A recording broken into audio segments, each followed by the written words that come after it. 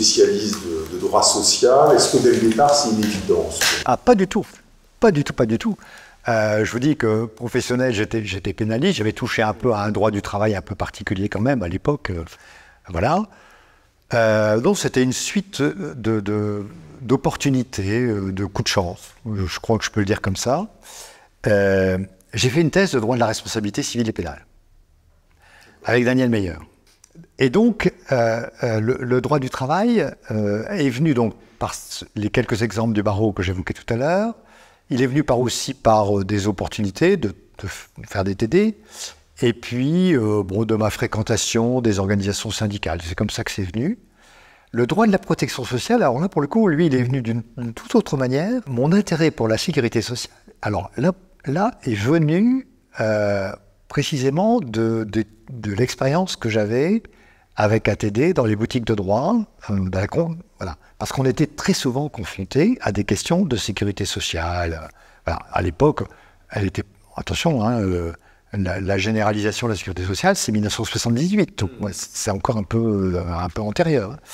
Et donc, en fait, ce sont les questions des gens que j'ai dû essayer de résoudre, avec écueil, et les questions aussi de droit de l'action sociale qui se posaient sur l'aide médicale, sur etc., tout ce qui gravite autour du droit social, on va dire ça comme ça, qui ont engendré mon intérêt pour le droit de la protection sociale, largement entendu. Et puis je me suis vraiment intéressé au droit social, et j'ai choisi, effectivement, quand il a fallu choisir la spécialité à la grecque, j'ai choisi le droit social. On disait droit du travail, je ne me souviens plus, peut-être droit social à l'époque, mais c'était du droit du travail la plupart du temps. Hein. Voilà. Et c'est comme ça que j'ai rencontré François Gaudu et Raymond Vattidet, puisqu'on était les trois travaillistes du concours. Bon, je reviens à Lille en 89, et sur un poste de droit du travail, enfin un poste de droit privé, mais sur le poste laissé vacant par Alain Curé. Il y avait à l'époque un institut des sciences du travail que j'ai dirigé pendant 9 ans à Lille. Et il y avait un petit laboratoire de droit social que j'avais créé à l'époque. Bon, c'était tout, mais à Lille, toujours. Bon. J'ai passé la main de l'Institut des sciences du travail, parce que bon, j'avais fait, je trouvais que 9 ans c'était bien, c'était même un peu long. Et puis, Christophe Jamin est arrivé, je ne sais plus en quelle année, 94, 93. Et puis, on est très différents, mais entre nous, ça a matché, comme on dit un peu vulgairement. Mais, et donc, quand il a créé le Centre René de Moog, alors moi, je ne sais pas si moi je suis décalé, mais lui, il sait vraiment l'être. Quand il a créé le Centre de Moog, ce qu'il a proposé, ça m'a plu. Et puis j'ai rejoint le Centre de Moog, qui était un centre de droit des contrats et théorie du droit. Alors moi, je n'étais pas très branché droit des contrats à l'époque, encore que je voyais assez bien des liens intéressants à faire à travers le solidarisme entre le droit des contrats et le droit du travail. Est-ce que tu peux en dire un peu plus sur le solidarisme? Oui, alors le solidarisme, bon ça c'est devenu, je ne sais même pas comment c'est arrivé, hein, c'est l'intérêt des lectures, l'intérêt des rencontres, et l'intérêt de la rencontre avec Christophe Jamin aussi, parce que c'est lui qui m'a fait lire, en me disant, mais tiens, tu devrais lire ça, je suis sûr que ça t'intéresserait, mais tiens, voilà, bon. Toute ma vie, c'est ça, hein, moi j'ai des gens où j'ai pas fait grand-chose, il y a juste des gens qui m'ont incité à faire des choses.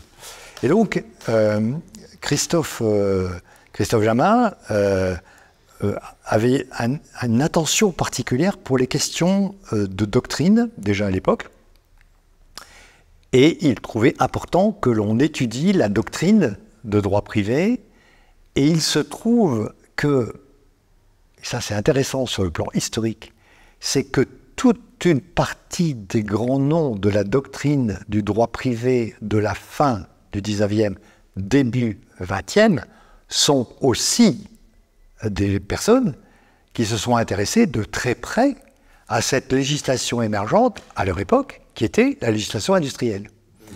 Et donc,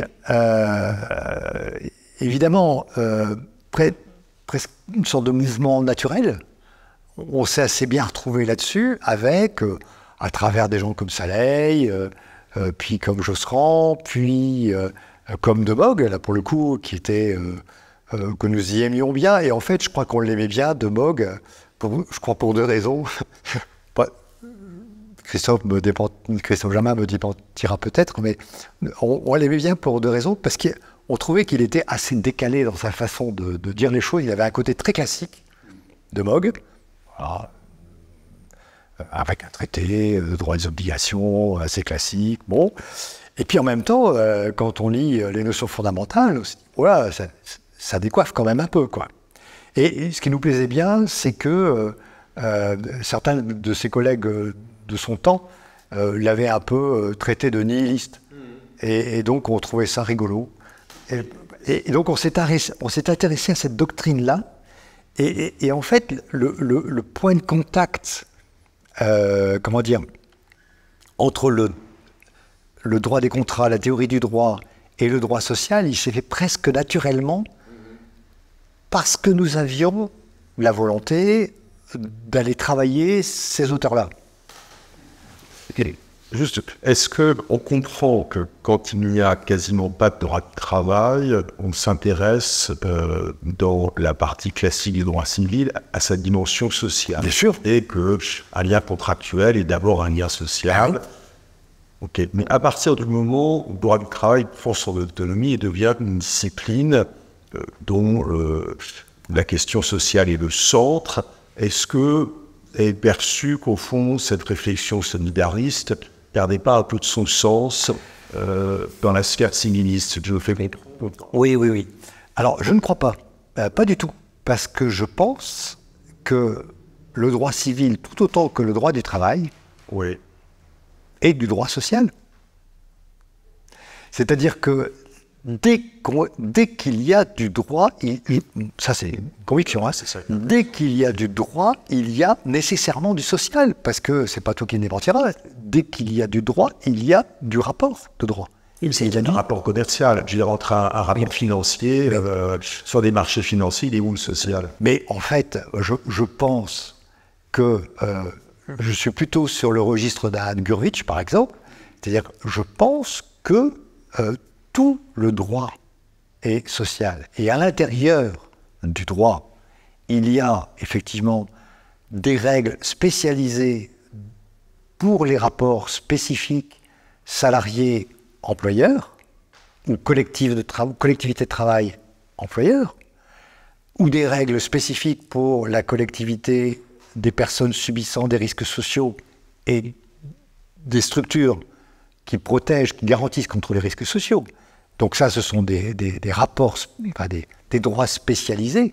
Mais en réalité, je pense, alors je vais faire hurler en disant ça, mais je pense que du haut de ma totale incompétence sur le droit des marchés financiers, je pense que le droit des marchés financiers, il est éminemment social.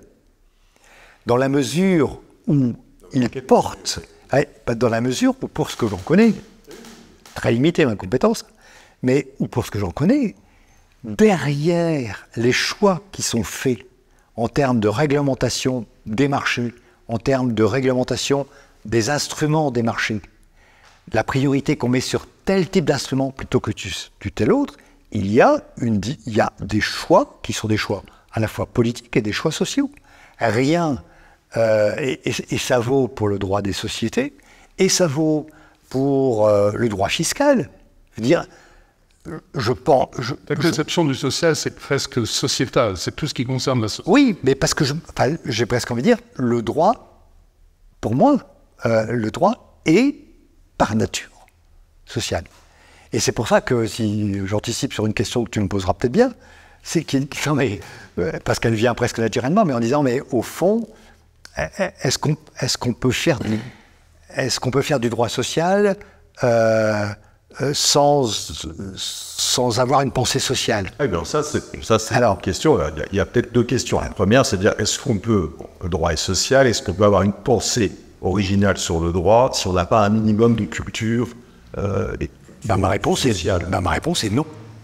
Et ça vaut pour tous les champs du droit. Bon, en vrai, je suis plutôt d'accord. Mais qu'est-ce qu'il faut avoir lu? Dans la liste des auteurs, vous allez trouver De Boog, vous allez trouver Gurvitch.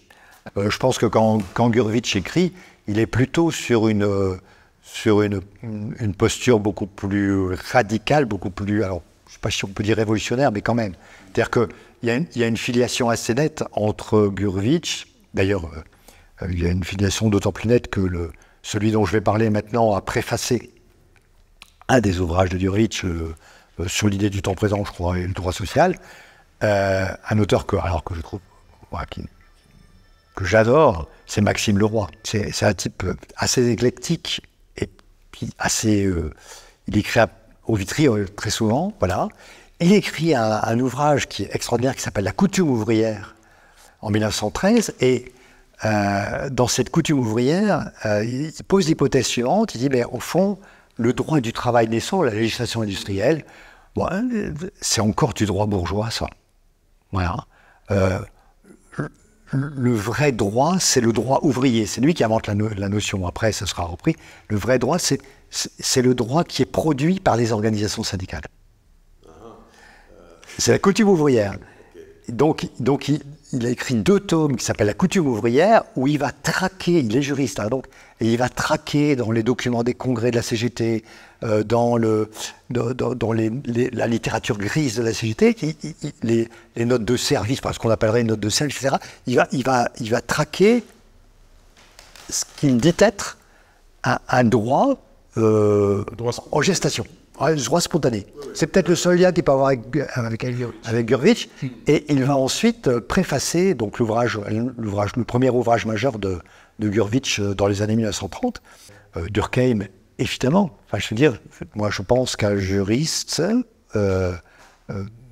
contemporain ne peut pas ne pas avoir lu Durkheim. Enfin, je le dis maintes fois à mes étudiants. Je veux dire... la préface sur les groupements professionnels, par exemple, de la division du travail social, donc c'est la préface de 1902-1903, ces 40 pages, elles sont nécessairement à lire parce qu'elles sont extrêmement éclairantes de l'histoire du syndicalisme. Et d'ailleurs, tous les grands juristes qui se sont essayés au droit social, je pense à Georges Seyl, sont des lecteurs de Durkheim et des discutants de Durkheim. Est-ce que la solidarité, le concept de solidarité qu'on trouve chez Durkheim, c'est le même qu'il y a chez Maxime Leroy, que tu utilises? Non, je pense pas. Je pense pas. Je pense que Durkheim a imaginé, a créé véritablement la différence, a identifié la différence entre 2 types de sociétés à solidarité organique ou solidarité mécanique. Voilà, et donc pour lui, la solidarité organique, c'est le dépassement de la solidarité mécanique, dans le cas de la division du travail. Je pense que le solidarisme, c'est autre chose. Ça ne veut pas dire qu'il ne va pas chercher ses inspirations chez Durkheim. Même s'il ne le cite pas, je suis sûr que c'est impossible que De Boog, par exemple, n'ait pas lu Durkheim. Même s'il ne le cite pas, encore que j'ai un petit doute. En tout cas, il cite de façon un peu évanescente Saleil. Le problème, c'est que le solidarisme, façon juridique, correspond aux conclusions morales. Voilà, je pense qu'il y a un peu de ça. Voilà, c'est ça. Voilà.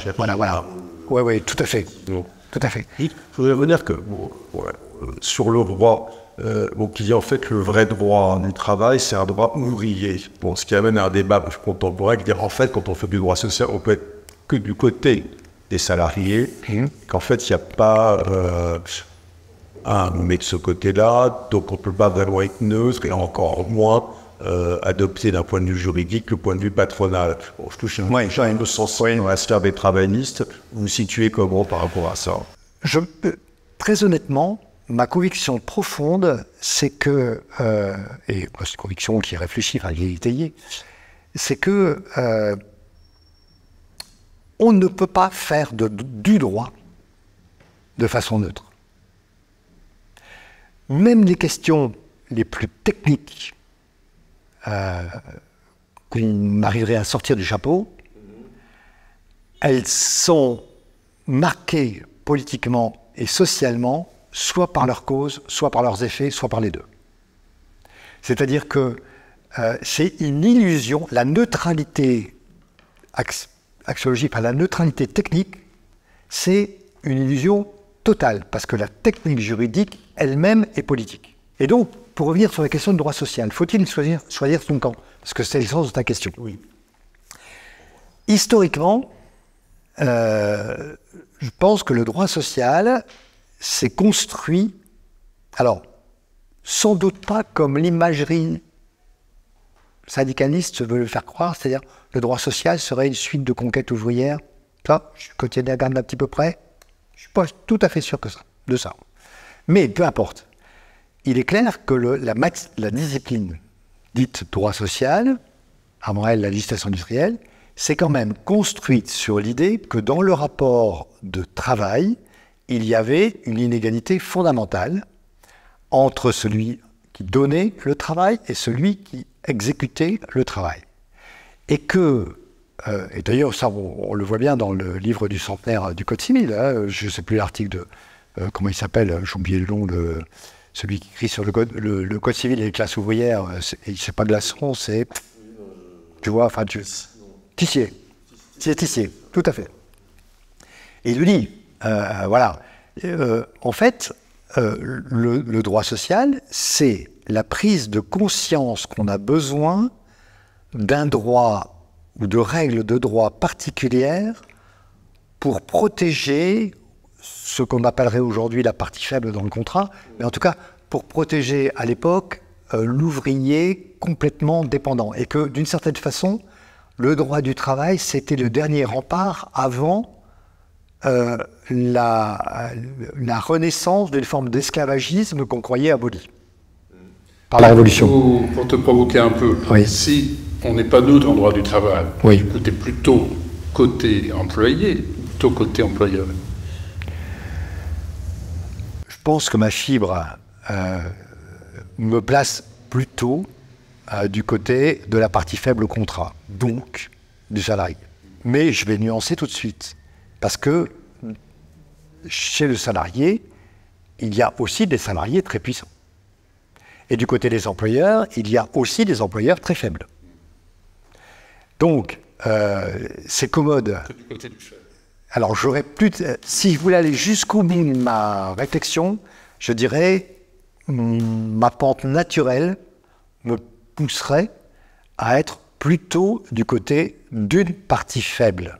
Bon, il se trouve que dans le rapport de travail, c'est même écrit dans les, non pas dans les textes, mais dans l'ADN même de la matière, que dans le rapport de travail, il y a quelqu'un qui donne des ordres, qui veille à leur exécution et qui sanctionne leur inexécution. Et que l'autre, il prend les ordres, il exécute et il subit la sanction s'il n'a pas exécuté correctement le contrat. Donc d'une certaine façon, mon intérêt pour la partie faible m'amène, là aussi par une autre pente naturelle, à être plutôt du côté du salarié. Est-ce que tu n'aimes pas dire qu'en étant assez objectif, assez neutre, comme l'ont été quand même des auteurs, peut-être comme Paul Durand, je pense même le Watt, et de dire objectivement, c'est une relation déséquilibrée, et puis c'est une relation, comme vous disiez, dans laquelle la personne du salarié est engagée, oui, alors que la personne de l'employeur ne l'est pas. Oui. Donc, ce simple constat permet de dire que ça n'est pas un contrat comme les autres, puisqu'ils oui. font l'objet du point de vue du droit civil. Dans le JDC, la personne n'est pas obligée d'un contrat. Donc, il faut faire quelque chose. Oui. C'est obligatoire. Mais ça, je veux dire ça, en disant cela, j'ai l'impression de tenir un propos de similiste à ses objectifs. Mais oui. Voilà. Et je suis ni d'un côté ni de l'autre. Ah si, parce que si tu dis ça, si tu dis ça, ça veut dire que tu te places du point de vue du dominé dans le rapport, qu'il soit civil ou de travail. Non, je ne veux pas du point de vue des équilibres juridiques. Je dis en droit, cette situation n'est pas tenable sous l'angle du droit civil parce qu'elle revient à instituer en fait un faux contrat. Donc il est nécessaire une détermination sous cet angle-là. Et là, je n'ai pas l'impression d'être d'un côté ou de l'autre. Et pourtant, moi, j'ai tendance à penser que, en disant ça, tu te places à côté. Bon, dis sur cette question, Quand on dit que la personne est l'objet du contrat de travail, Oui. est-ce qu'on dit que c'est aussi son corps? Parce que Oui. vous travaillez sur le corps. Oui, Et bien sûr. pourquoi est-ce que cette question t'a autant intéressé oui.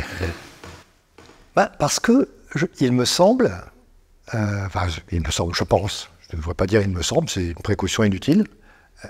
Je pense que le corps, c'est ce qui nous situe.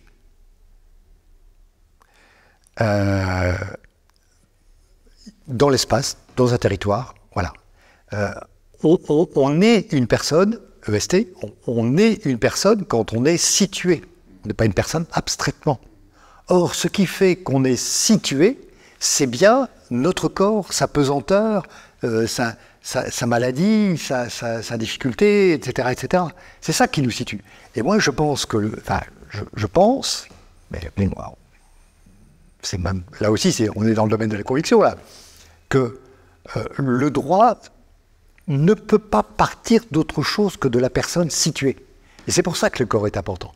Il n'est pas important parce qu'il est corps, mais il est important parce qu'il permet de situer la personne humaine, et c'est aussi quand même le corps qui permet de rentrer en relation, quand on y réfléchit.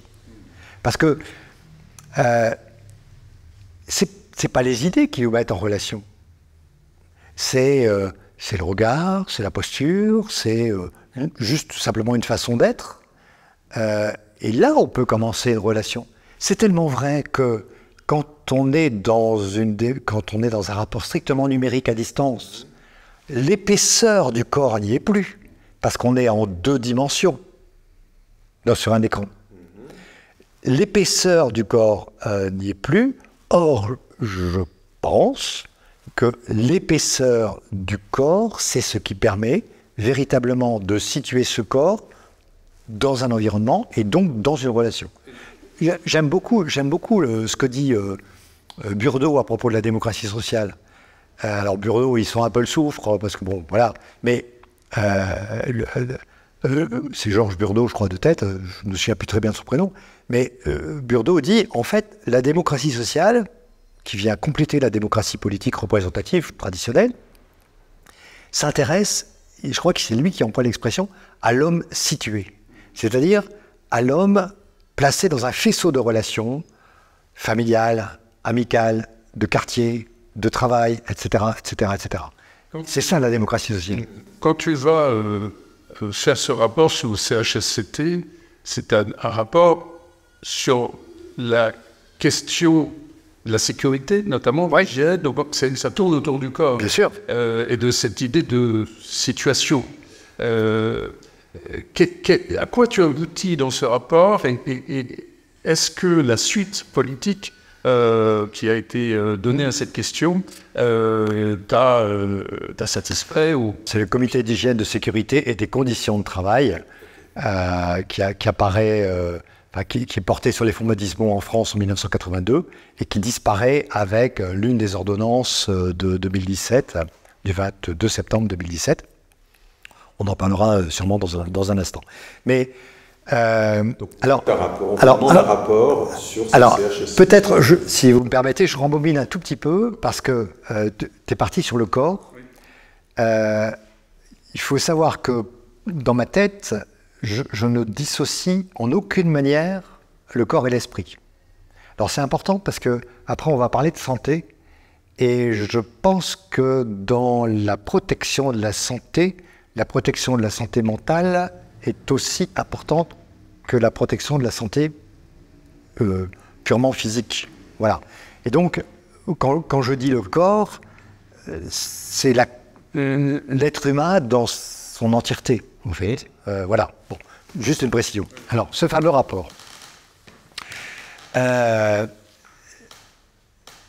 2013, je suis approché par le ministère du Travail. J'étais déjà pas rien, hein. Je suis approché par le ministère du Travail qui se pose des questions sur le devenir des institutions représentatives du personnel et est confronté à une forte pression d'une partie du patronat, je dis bien d'une partie du patronat seulement, pour la disparition du CHSCT. Pourquoi? Tout simplement parce que cette petite institution un peu anodine qui est née en 82 par la fusion des CHS et des commissions d'amélioration des conditions de travail, enfin bon bref, je vous passe l'histoire, c'était pendant longtemps une institution un petit peu discrète, une annexe du comité d'entreprise. Et un peu à la fois, au fur et à mesure de la montée en puissance des impératifs de santé au travail, cette institution va monter elle-même en puissance. Et elle va monter en puissance avec des moyens juridiques, elle a la personnalité morale, des moyens financiers, elle n'a pas de budget, mais elle a la possibilité de recourir à l'expertise, etc. Et donc, en réalité, le pouvoir de blocage du CHSCT était devenu beaucoup plus puissant, concrètement, que le pouvoir de blocage du comité d'entreprise. C'est-à-dire que dans le droit français, le comité d'entreprise n'a jamais eu de pouvoir de veto par rapport à une décision. Voilà. En revanche, le CHSCT ne s'était jamais vu reconnaître explicitement un droit de veto sur les décisions de l'employeur, mais pouvait, par d'autres moyens, éminemment légaux, prévus par le Code du travail, arriver à bloquer, par exemple, une décision de restructuration en disant « Attendez, hop, vous avez une restructuration, ben moi je dis que la restructuration va avoir des effets sur la santé physique et mentale des travailleurs, et donc je demande une expertise. » Donc il y avait un pouvoir de blocage du CHSCT au point que il y avait, je me souviens, dans Liaison Sociale Magazine, des articles, notamment un, ils disaient que le CHSCT c'était la bête noire des DRH. Bon, voilà. Donc il y avait de la pression pour mettre un peu cette institution, calmer l'institution. Bon. Il est trop puissant. Ouais, voilà, c'est ça. Bon. Et donc, le ministère me demande de faire un rapport pour faire un état des lieux, puis pour faire des propositions. Donc, je passe plusieurs mois à rencontrer les uns et les autres, à aller sur place, voilà. Je découvre d'ailleurs qu'il y a des positions, y compris au sein du patronat, il y avait, notamment dans les entreprises de taille moyenne et petite, qui se satisfaisaient très bien d'avoir un CHSCT, parce qu'au fond, ça leur donnait une source d'information importante sur les risques de l'entreprise. Donc, c'était pas aussi franc et massif qu'une partie du patronat le laissait entendre. Bon. Alors, je sais pas, je n'ai jamais su, j'ai quelques doutes, mais ça, c'est mon problème. Je ne sais pas quelles étaient les arrière-pensées du ministère à l'époque. Mais, ce que je sais, c'est que je fais mon rapport, je rends mon rapport après quelques mois de travail, que je vais défendre ce qui était à l'époque le Conseil d'orientation des conditions de travail, le COCT. Bon. Et tu proposes de maintenir. Et alors, ma conclusion, c'est il faut maintenir le CHSCT. On a besoin, en matière de santé au travail, d'une instance spécialement dédiée aux questions de santé au travail et d'amélioration des conditions de travail. Et je propose, et je vais prendre 3 propositions, d'aménager tel ou tel point, en permettant, par exemple, dans certains cas, la fusion d'EP, délégué du personnel, CHSCT, en proposant de faire participer le CHSCT à l'élaboration du document unique d'évaluation des risques, etc., etc. Voilà. Et alors, je sens bien que là, ça ne plaît pas du tout, mais je tiens bon. Et là où je suis très surpris, c'est je vois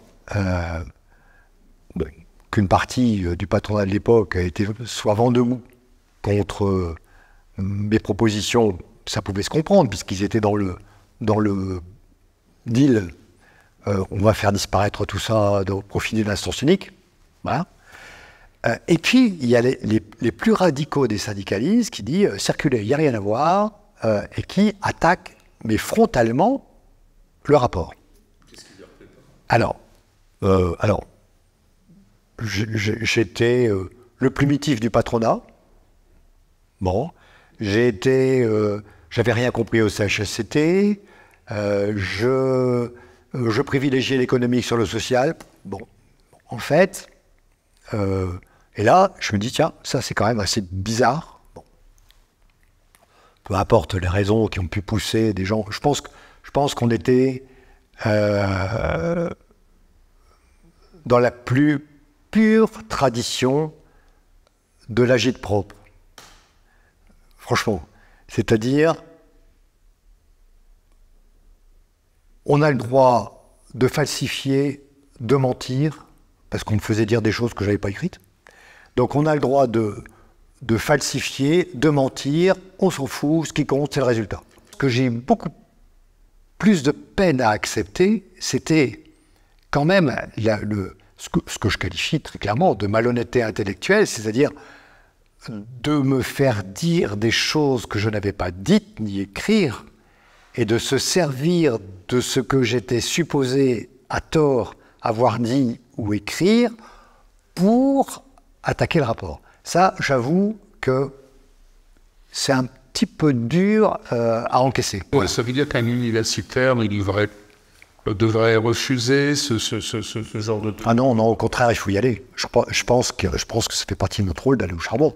On prend des coups, hein, mais... Ah non, non, non, non, justement, moi, alors là, pour le coup, s'il y a bien une idée que je me fais de l'universitaire, c'est précisément celui qui met les mains dans le cambouis. Vous êtes très curieux et vous êtes intéressé à un machin quelle personne comprend grand-chose, qui s'appelle Loudreau-Poux. Et comme vous êtes intéressé à ce truc-là. L'exemple de Loudreau-Poux est très significatif, très illustratif de la façon dont je pense fonctionner. Mais je suis moins bien placé pour le dire. D'abord parce qu'il y a une demande, c'est pas pourquoi, c'est pour qui. Il y a une demande qui vient d'Emmanuel Geland.